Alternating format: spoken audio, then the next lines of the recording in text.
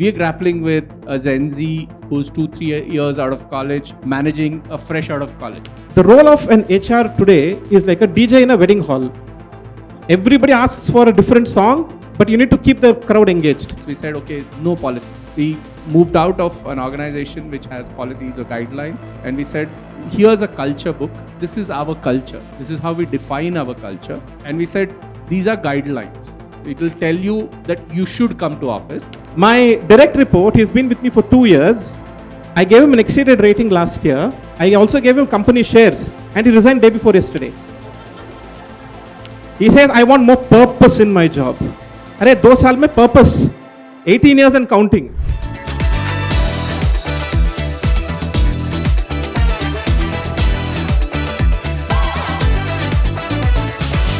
I've been chosen to moderate, I think, by age, the theme being multi-generational workforce as a central theme.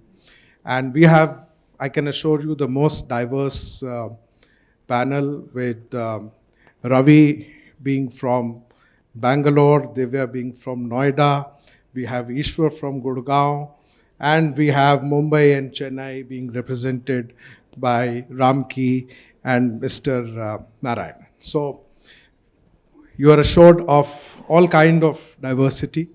And what I'm going to jump in straight is into the context of a very wide encompassing topic which has been given to us, which spans around multi-generational workforce to resilient, high performance teams to managing transformation, etc. I don't think in the 40 odd minutes we can do justice to such a wide subject. So what I'm going to do is, in the context of the multi-generational workforces that we manage at our workplaces, which is the Gen X, Gen Ys and the Gen Zs, I'm going to ask this esteemed panel a couple of questions around what are unique challenges and opportunities in their respective organizations in terms of managing teams that range from Gen X to Gen Y to Gen Z, with specific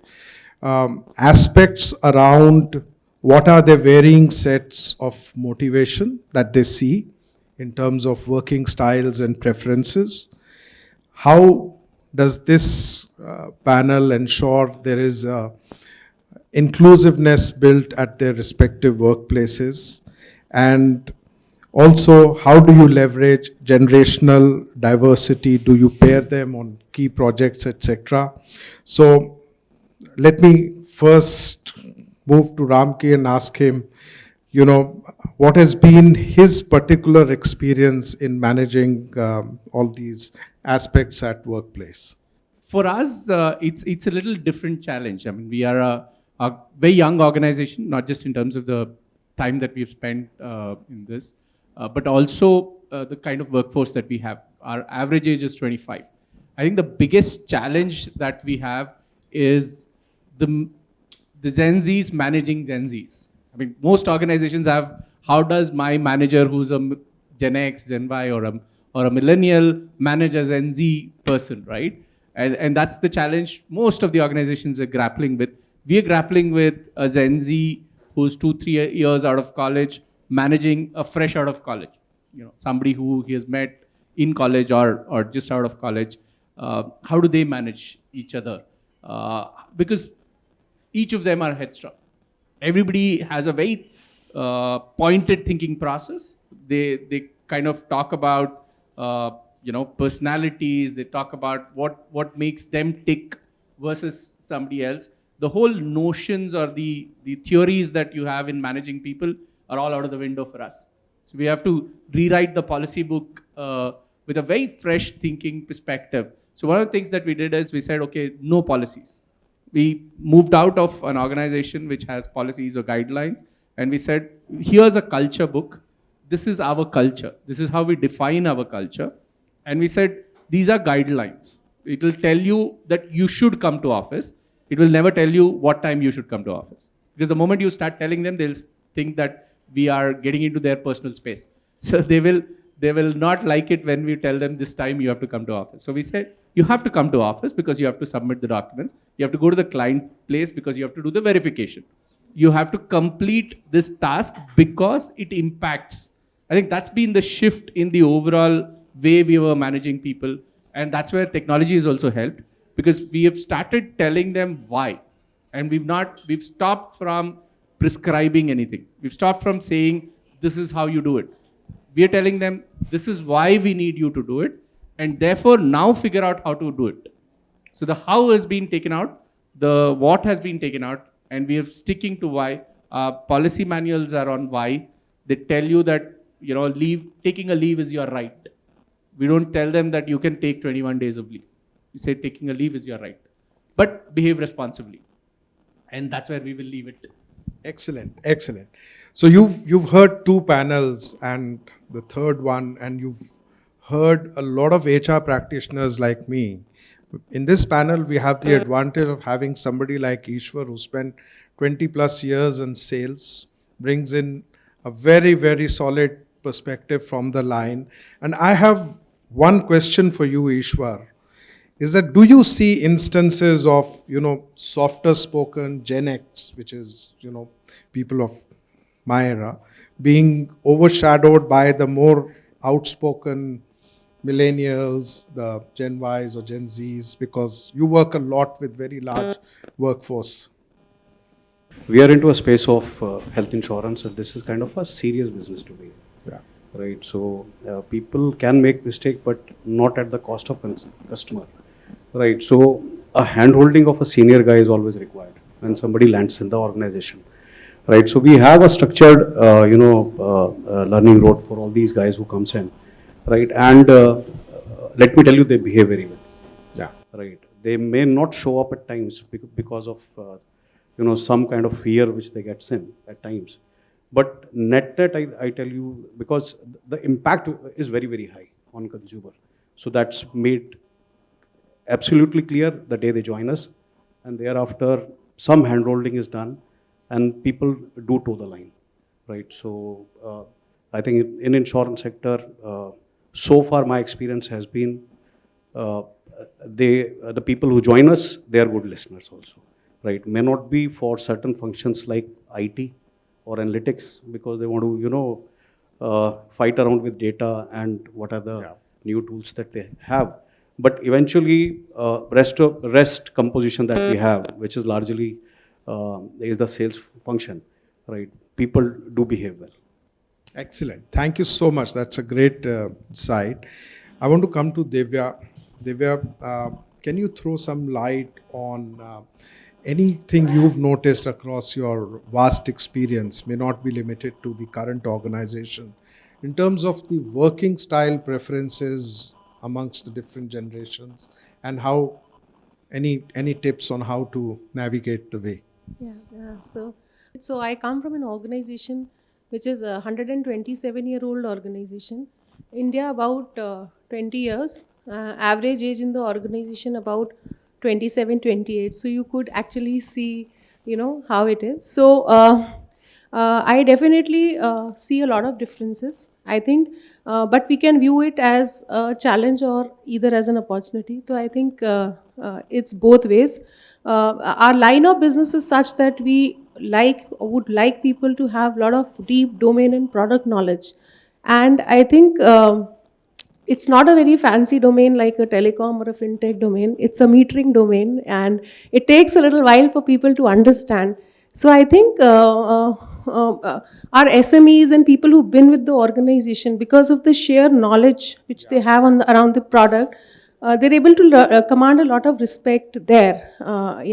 But I also see that the generations which are now coming to workforce have different, the way they look at career is very different from what people 5, 10, 15 years down the line look.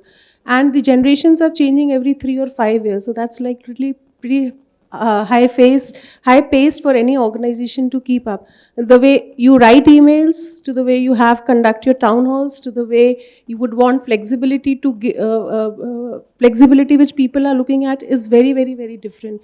So I think what we focus is on Actually, our assimilation program is pretty strong, where we try to immerse the employees into the culture of the organization, and that kinds of help shift a little mindset. But we also tell our leaders that there is so much to learn from this generation in terms of how tech savvy they are. Their ability to challenge the status quo is always help us going to lead and be the front runner when we have to compete with our customers and all of that. So I think it has to be an overall environment where it's not favoring one over the other, but it is providing an opportunity where everybody thrives with their unique viewpoints and how you kind of bring it all together. So that's my submission. Excellent. Yes, we get a lot of feedback all the time, and the reverse mentoring happens. I'll go to Mr. Narayan, and he was sharing with us that the leadership team works every day from office, whereas at the front line and other levels, people have flexibility to work, remotely. So I want to, ask you, how do you then manage to leverage diversity in terms of key projects? How do you include people who are working in different set of rules, and do you end up pairing them onto key projects? Any insights from that experience that you'd like to share? Sure, sounds good. See, I come from the information technology industry, IT industry, right? So we have a bunch of people across various generations. And then in IT industry, most of the roles gives you the opportunity to work remote and all that. But the challenge for us in HR comes in when, like Mr. Manmohan said, that some of us comes to office daily, some of us don't. But then we have to put that team together to be able to work. Especially when you're focusing on transformation, focusing on improving your productivity and your capability centers, it requires a lot more effort people to come. And so what we've run for transformations is when we constitute teams in projects, we call it a Scrum team, right? A team that contains people with individual roles. There is no repeat role. There are no two people doing the same role, right? So when we constitute that kind of a team, it's obviously across experience ranges. The first thing that we do is we go back and say, what is the shared vision for this team? What are you looking to achieve? Going back to what Mr. Ramkrishnan said, it's never about how you do it. No, it's about what is expected of you. What is the end objective? It stops there, and then the organization will work out. The Scrum Master of the team and the people decide how they want to go about doing it. That helps them to manage amongst themselves and not bring in this layer of hierarchy, right? And there are different ways of communication. So what we ensure is that there is a shared vision and there is accountability for every role. You are a project lead, you have a role. You are a developer, you have a role. You're a tester, you have a role. You're a product analyst, you have a role. You have a business analyst, you have a role. Each role is defined. Each role has an accountability. All of these accountabilities will come towards a shared vision. That's it. We let them manage amongst themselves so that we just manage outcomes. You have to deliver to that project. You have to deliver to that outcome. There is a kind of timeline in mind because you're working with the clients directly. The clients know what you know what they want. You work with them. And then there is no, again, what Ramki said, it's not that you have to come to office at 9:30 in the morning or go out at 6:30. All that is yours. You manage how you want to do it. End of the day, have you met your shared vision? Have you contributed to the shared vision of the project? Have you met your deliverables? We stay at that level. What we have seen is people get along. Because then there is no strict rules or a strict framework that everybody has to adapt. The challenge comes when we see, especially in transformations, is you try to put everybody on one common framework. That doesn't really help. Like Dr. Manmohan said, you have Generation X, which likes a little bit of hierarchy, structured communications, and all that stuff. Whereas you come to today's generation people, it might look ad hoc and more water cooler conversations and stuff like that. Everything works. The task at our hand at the leadership level is to make all of that work. And that's how we have the framework of shared vision and a clear accountability and scalability. Once you do that, you walk away. You're able to manage multi-generationals. You're also able to get the work was done. And over a period of time, product research sets. Great. Thank you so much. So I'll now come to Ravi, who's an expert. He's an HR director with Thomson Reuters and done a very long stint with the organization. So I want to ask you a very generic question pertaining to our theme, that is there any one unique challenge that you faced in managing multi-generational workforce, and if you can share your experience on how you navigated your way through. Yeah. Sure, sir. So firstly, namaste and good evening. So good to see all of you here. Today, I'm experiencing what is called as Rishi Kapoor syndrome. Anybody heard of Rishi Kapoor syndrome? Not Rishi Kapoor. Rishi Kapoor, everybody knows. Rishi Kapoor wrote a book called Son of a Famous Father and Father of a Famous Son. We know what it is. He says because he is in that conundrum of being son of a famous father and father of a famous son, he feels confused where he is. So today, to my right, we have such eminent person, and then to my left, I have so many panelists. I am feeling very nervous sitting in this panel, and he calls me an expert today. So with that, sir, before we get into the topic, I think today we all spoke about, the past two panels have been about AI and the new generation that is coming in, how do we manage this and all of that. But I'd like to take a step back, right? If we're all sitting here safe and sound today, all credit, one of the main credit goes to a gentleman called Dr. Prahlad Ramarao, who's the chief architect of the Akash Tir missile defense system, which did not allow a single drone to enter our airspace and create any damage. That is an example of Gen X for you. We're talking about Gen Z, Gen Alpha and all of that, but let's not forget Gen X there. From a numbers perspective, right, from a PricewaterhouseCoopers survey, it says 26% of the organization about Gen X and baby boomers and all that. 19% of the workforce is the Gen Z. The remaining 54% is all the millennials here on the stage.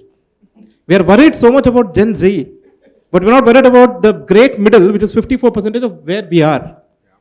So I think there's a lot of talk going on about Gen Z and all of that. I would say if you start managing generations, things will not happen. You need to start enabling generations. Then work will happen. Because this has always been the case in history. There has never been a phase where entire organization is only 20 plus. Some are there. But then you always have generations in family, in companies, in organizations. The role of an HR today is like a DJ in a wedding hall. Everybody asks for a different song, but you need to keep the crowd engaged. So today our role is to ensure that you create an ecosystem. Now, Sri Ravi Shankar says, when the conditions are right, life will thrive. So if you see in rice, if you don't use rice for a long time, the moths come in the rice. Now, where did that moth come from? Nobody put an egg there, right? When the conditions are right, life will thrive. Similarly, in our organization, there are few things that we have done to set the framework right for this to happen, because our company has been in business for almost 150 years, multi-country, and I'm facing a current problem. I'll give you my own example first, then I'll say what we are doing. Now, like Sir said, I've been with my company for 18 years and still hopeful. My direct report, he's been with me for 2 years. I gave him an exceeded rating last year. I also gave him company shares, and he resigned day before yesterday. He says, I want more purpose in my job. Arey, 2 saal mein purpose, 18 years and counting. So I am going through this on a daily basis. But to give you certain examples quickly before I turn it over to the audience, few things that we're doing. One is we have opened up the environment to make the people comfortable. For example, we have something called as Flex My Way, where we say you choose which 2 days in office you will come. We're not prescribing. But teams have come to an agreement that one of those 2 days we'll all try to come together, because if you just leave it open, out of sight becomes out of mind. So 2 days in office, you guys decide when you want to come. One. Secondly, in terms of leave patterns, we have equal parental leave, because gone are the days when only women need more time. Even men also need more time. So we have given 16 weeks of paid paternity leave, and anyway, maternity leave 6.5 months, 26 weeks, by the way. So there's equal paternity leave there. Then enhanced medical insurance packages for people. So that makes people, comfortable working in the organization. Secondly, we've moved away from traditional goal setting. Nobody will say, this is your goal. If you say, this is your goal, do it. I will not do, what will you do? Kind of a thing. We've gone to a philosophy called as OKR, which is objectives and key results, borrowed from Google. Now, in its very basic sense, OKR is all about storytelling. Today, let's take an example. Today, as an organization, let's say, we say, my company has to be the world's leading AI technology company. That's the vision. If that story percolates at each level and an individual employee knows why, if I do a software designing right, or if I don't create a bug, how does it impact the main goal of the organization? If that storytelling is done right, then everybody knows your purpose. So we try to do the storytelling so that everybody is aware of why they need to do their job. So when you solve that why question, it will help. So these are two things we're doing, sir. And last one is we moved away from traditional presentations. We do a lot of asynchronous stuff. We have collaboration tools now. We ask people to come over and share their thoughts openly. Rather than a 50-page PPT and death by PowerPoint, we say you come and share your thoughts.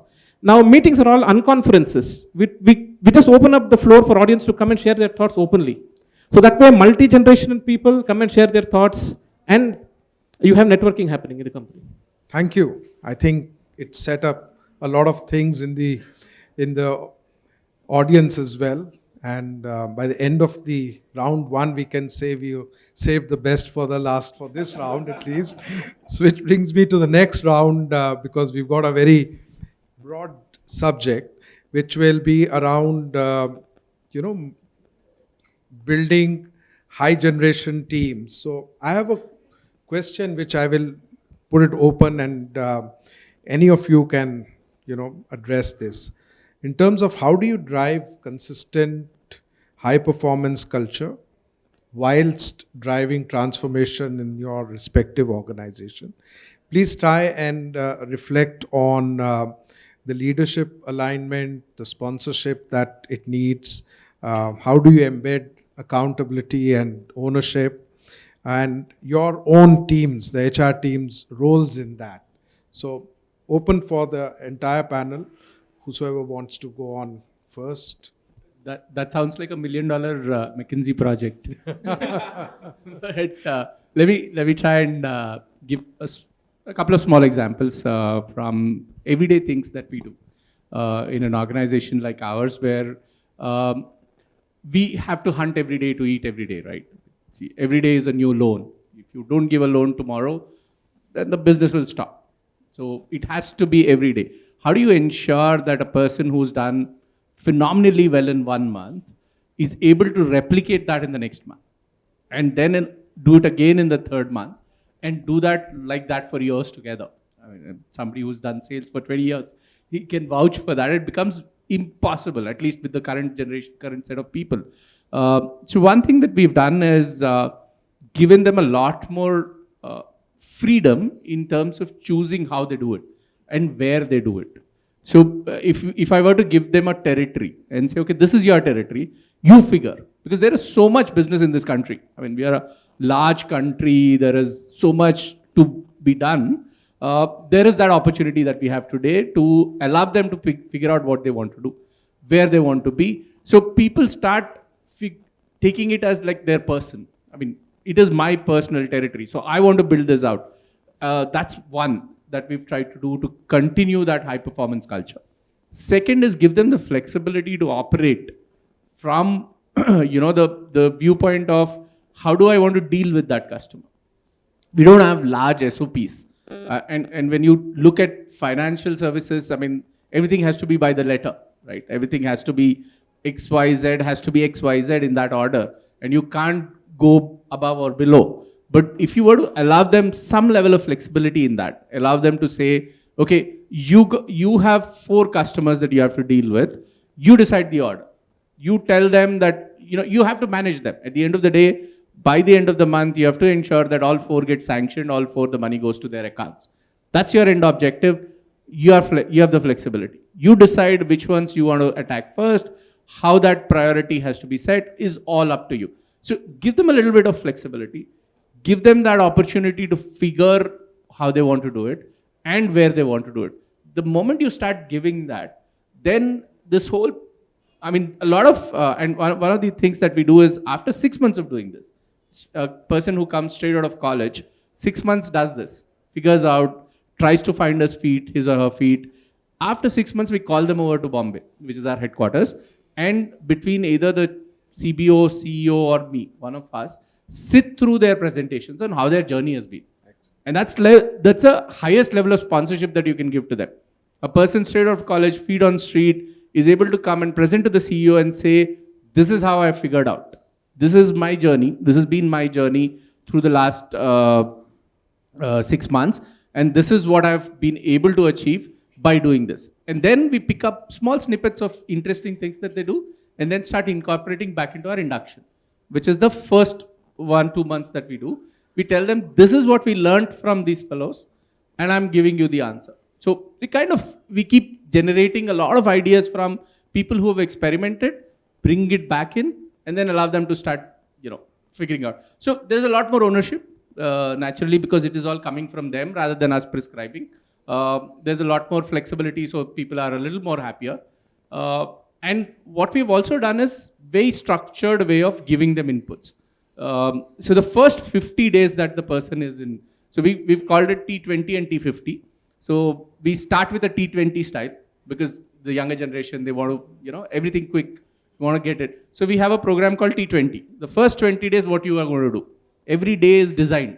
Every day you have to go hit a 6, right? So that's the way in which you have to take a few wickets, you have to hit some sixes, and by the end of 20 days, you will have won a T20 match. And then that translates into a little more consistency, which is a T50, a longer format game where you have to, go collect some money. You have to wait in the middle. You have to play the longer haul game. And then you move to the test match mode, which is my induction. Yeah. So things like that kind of bring about that level of, consistency, etc., etc. Excellent. I think ownership is the cornerstone for ensuring high performance culture in the organization, running massive transformation projects.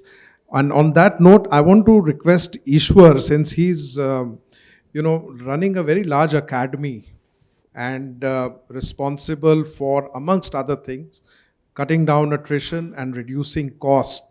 And so in that project, how much ownership you secure from the top leadership is extremely important for continued stakeholder management from your side. So any example that you can give will help us, Ishwar. Now the team size that we have is spread across India. We are not as big as banks, but we are still around 10,000 odd employees in the organization. Yeah. And about 75-80% are part of sales. Now, if I really have to reach as a L&D department to each one of them, it gets difficult. So how do I fill the gap? Because the gaps are many. You are talking with cultural difference. You are talking with language. Then you have somebody who's there on the prompt, right? Because sales happen in front of the customer, and you have to provide a resolution then and there, right? So a lot of question to be answered, right? So one, we have a pretty consistent leadership team, right? And they understand how to continuously support and keep the person growing, right? And the bigger advantage that we had in health insurance, that the coverage in India was very less, right? So we could able to open multiple channels during. Yeah, they're only 3% of the population. Right. So we still have a lot of space to grow. And then the distribution, the channels that we have, it includes bank. You have LIC agent who are more than 20 lakhs in the market, right? So you can work in any dimension of the country, and you can give growth to people. It is still easy, right? It may not be the same after 10 or 15 years of what we do right now, but I think people are growing in the space of health insurance, and I tell you, if I have to really look at the FLM part of it, the frontline manager, about 60 to 65% comes from within, right? The lateral hires are not as high. And what we are trying to do is that within the team, we develop the talent and we make him responsible for a unit to run, right? So that has been the structure, and it is pretty successful so far. And I think not that something new that we are doing, it is similar in the market. But the uniqueness for the unique proposition that we offer to all our team members is that they can have a change in the department if they feel like. So that is something that is promoted as an organization. And then if they really want to move to different geographies also, we make it easy for them, right? Because there was a scenario pre-COVID, but post-COVID, many of the people, they wanted to move from one part of the country to their hometowns. right? So we allowed people to take that decision, and also supporting them. Because whenever you leave, let's say I'm a manager, if I leave my territory and go to a new territory, then I have to start from the scratch. Right. So knowledge base remains the same, of course, but then you have to start from the scratch. So not giving as high targets as the previous one, but matching to that territory, that kind of scenario.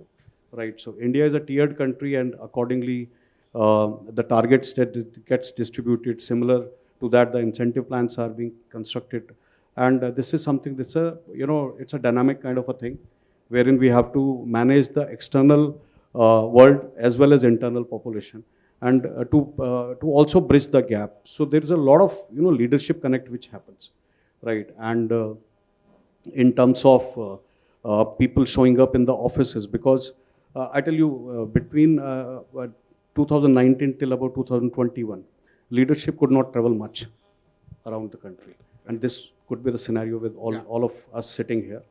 But thereafter, it was a kind of a personal agenda that if I have 20 offices in a particular state, I will have to visit in a span of 3 to 4 months' time. Right. So that is the kind of sponsorship that we are talking about. Excellent. Right. So, so reaching out to people in their local markets, we cannot afford to call everyone somehow, because the kind of setup we have and the attrition rates. But still, we go out to the market and communicate with people, and I think it's a pretty clear communication channel between the local people and the people sitting in head office, right? So that's something that we have done. Thank you. I think it's a very powerful project you are dealing. Before I go to the audience, I want to go to each one of the panelists. I don't want to call it rapid fire, but a quick response from you. Giving one example, any initiative that has helped you in either boosting performance or impacting a high performance culture in your respective organizations. We can start from Narayan, that side. One initiative that we have always been running is, especially in transformations, we always talk about bite-sized transformations, smaller ones, gone are the areas of big bangs and even pilots, because pilots are also fairly big. So we always talk about bite-sized transformations, and going back to what Manmohan said earlier, it's about ensuring ownership and accountability. So as long as you do that, and then you are communicating to them that there is even a smaller incremental work is highly appreciated, that sets them the tone to say, okay, what can you do more after you finish this? What can you do more after this? And we've seen them coming back and saying, hey, I can do this more, or I can do this differently, or I can do this better. So we'd always talk about bite-sized transformations. That's been our approach for many years now. For us, I think very important, given the kind of people that we take. We take fresh, straight out of college. So 95% of our all hiring is freshers, straight out of college. So one of the things that we've done really well is getting them to understand this space, which is the financial services and particularly home loan, by a thorough grounding in terms of the learning opportunities and growth and all of that. But more importantly was the fast movement that we were able to do. So in any financial services space, a branch manager would be generally that 35, 40-year-old or 30, 35-year-old. Our branch managers are 27-year-olds. Across the country, 27 to 28 is our branch managers' average age. So be able to showcase that there is possible growth, very, very fast growth that is possible if you're able to do the right thing.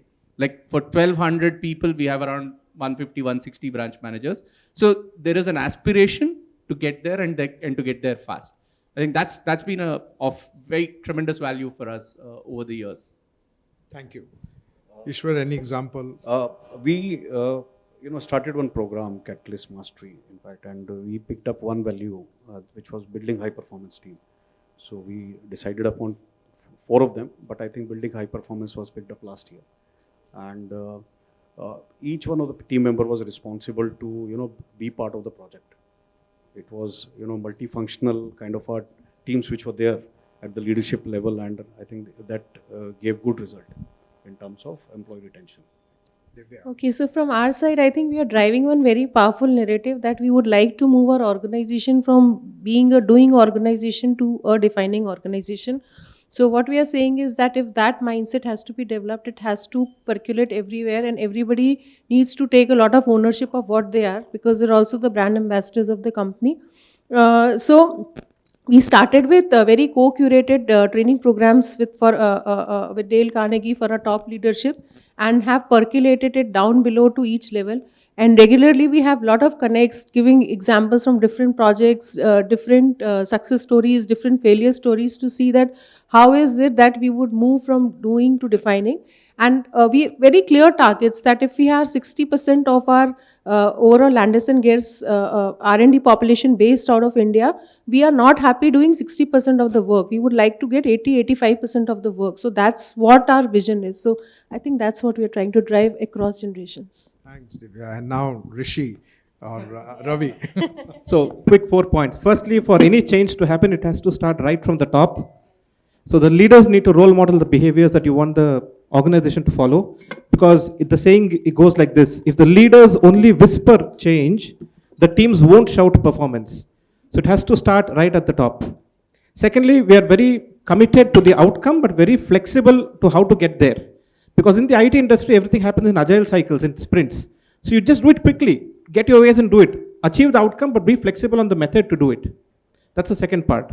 The third thing is, skilling is the new currency. Skilling is the way forward. And there is, if you don't skill yourself, you become redundant. So today, even people manager roles have changed completely in the tech world. There are no more traditional people managers. I'll come and only manage 20 people. I'll approve leaves. I'll do performance management, give them hike. Even a technology manager in a company like ours codes for 60% of the time.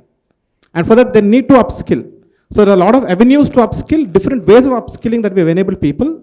And finally, if your reward system is not aligned accordingly, because if your rewards also talks the same way, if you really appreciate and you reward people demonstrating this change that you require, then the change will happen. So our reward system has also been aligned in such a way that you demonstrate these new behaviors and values, you get rewarded accordingly. So that's how we do it, sir. Thank you. So that covers most part of the panel discussion. Thank you, panelists, for sharing your insights on managing multi-generational teams and fostering this high-performance cultures in today's dynamic workplace.